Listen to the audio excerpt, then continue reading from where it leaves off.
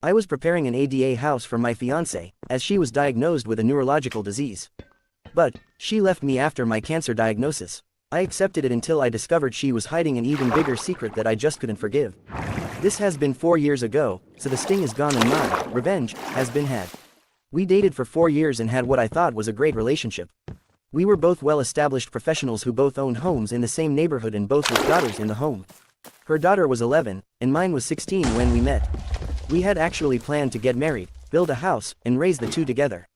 We planned the house build because she had recently been diagnosed with a neurological disease that would eventually put her in a wheelchair, and need something ADA-friendly.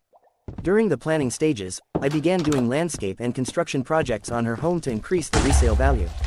All in, I invested roughly $30,000 USD into the home, running everything through my side construction business for tax, permitting, and resale purposes. We had a contract that payment would be made upon the sale of the home. I produced invoices for each and every project, but never pushed for payment because of the prior agreement. Fast forward 6 months, we're looking at property to develop and finalizing drawings on the home when I began feeling ill. I couldn't eat, constantly vomiting and passing blood. I began noticing that my abdomen looked swollen, which was odd because we were both very clean eaters and were in the gym every day. So I went to the doctor and began having tests done. During this time, she began having small cognitive issues, and the stress of her current position was exacerbating her condition, so she took a $20,000 per annum cut in pay along with a lesser position inside the company. After a month or so of different tests, and a biopsy, it came back that I had a golf ball-sized tumor in my stomach, and would need to begin chemotherapy. So I began chemo and radiation treatments, which made me, expectedly so, extremely ill. She was spending time helping around my place on the weekends and staying over more, to the point that they were both at my home, more than theirs. At this point, I suggested that we go ahead and put one of our houses on the market, and move in together until the new house was built. I have great supplemental insurance as well as a long-term illness plan, so using that coupled with the sale of one of our houses would push us through comfortably, and help ease the financial stress on her. Shortly after this discussion, she became extremely distant. Her daughter wasn't coming down and hanging out with mine anymore, she had excuses for not getting together. She quit driving me to treatments and stopped staying over. She then dropped a bomb. A sentence that will forever be burned into my psyche. I love you, but I can't see myself taking care of someone this sick in the long term, and I don't think we should see each other any longer. In a text, it broke me, I won't lie. This was the first woman I had ever opened up to and planned a life with, since my wife died when my children were 1 and 3. However, I tried to be mature about it. I forced myself to understand her position and to accept what I could not change. I calmly, the next day, gathered all of her things, packed them neatly, loaded them in my truck, and took them to her house to leave on the back porch while she was at work, in order to avoid any awkward exchanges. Walking around the back and under the porch cover, I sat down a box, and saw her in her back living room, on the couch effing a man that she had introduced to me as a lifelong friend. I had dinner and drinks with this man and his girlfriend. We had gone on vacation with them, as well. I never spoke of the incident with her, and simply sent her a text later, explaining that I would leave her things on my side porch to pick up at her convenience. I discovered 8 or 9 months later from his now ex-girlfriend, that they had broken up due to him confessing that he had been sleeping with my SO, dating back to about the time we were finishing drawings on the new home. Now I'm pissed. Revenge time. At this point, I had finished chemo and radiation for the time being and was feeling healthier.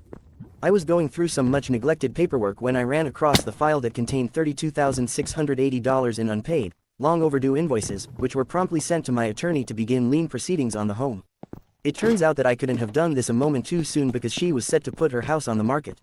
Coupled with interest over the course of, what was then, 19 months overdue, the invoices were hefty. That, along with the agreement of settling them when the house was sold and attorney fees, left her with roughly $10,000 after the sale of the home and settling her current mortgage. She promptly had to back out of the purchase of another home and moved in with her oldest daughter, sister-in-law, and 2 grandchildren. She also had to leave her job and begin receiving disability. I ran into her a little over a year ago, and she looked as if she had aged 20 years, and was in the wheelchair we had talked about. We chatted cordially but briefly and I excused myself and went on with my day. A few days later, her younger daughter called me and spoke of my running into her mom, and could we hang out sometime. I gave a vague answer, thanked her for calling and again, went on with my day. The ex then called me a week or so later, and began apologizing for leaving me as she did. Again, cordial but short, I thanked her for calling and hung up. She began texting and this went on for several weeks until one she asked if I could ever see us rekindling what we had, to which I replied, I can't see myself taking care of someone so sick in the long term. Remember the box on your back porch? Did you think that lifelong friend brought that over to you from my house? Good luck to you, goodbye. I sometimes feel guilt over this, but not much, and not often. Relevant comments. So this woman knows she is headed for a wheelchair and she has a man that not only doesn't care but is gonna help her have a home to accommodate a wheelchair, and help care for her, and she dumps him so she can bang another guy who is cheating on his girlfriend. Talk about short-sighted stupidity. How progressive is her disease? Is she likely to die at an earlier age? OP, she's in her late 40s now. It took her from an able-bodied marathon enthusiast to a wheelchair in about 8 years or so. I'm unaware of her current prognosis. Comment, who cares about her? How are you doing after chemo? All better. OP, I'm great, cancer-free for 2 years.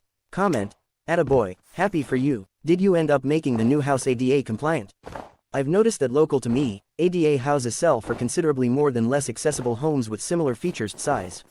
OP, partially. I left the polished concrete floors, wood floors, widened doors, hallways and radius requirements, but did away with the special cabinetry, ramps and such. ADA homes do sell for a greater price, but the demographic is lower, driving some sellers to accept a less than optimal offer in order to simply be listed as compliant ready due to the existing features.